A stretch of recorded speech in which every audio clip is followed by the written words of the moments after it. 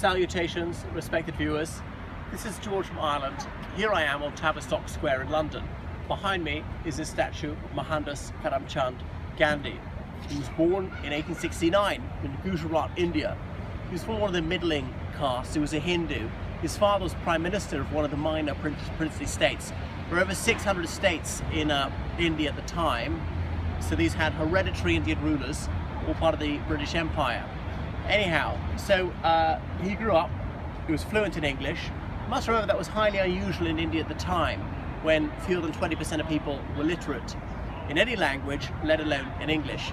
Came here to London, he qualified as a barrister at the Middle Temple, then he returned to India. Later he was in South Africa practicing law, and he campaigned for greater rights for the Indian community in South Africa, was involved in the South African War as a stretcher bearer, and he was a fervent advocate of Indians cooperating with the British Empire because he felt it advanced India's well-being.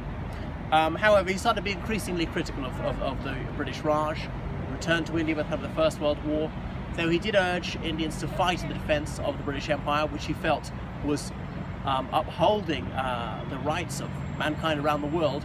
He wanted major concessions from the British Empire afterwards. Dominion status for India, put in a par with Australia or Canada, something like that. India to be internally self-governing, rely on the United Kingdom for defence and foreign affairs. However, London did not make significant concessions, and it all went pear-shaped. Then there was the Jallianwala Bagh massacre, which severely shook his belief in British goodwill. This was erected here in 1968, unveiled by the Prime Minister, Harold Wilson, showing how warm relations have become and how many people adulate him as a moral titan. So he was a pacifist from the 1920s onwards, though he changed his mind about that a bit.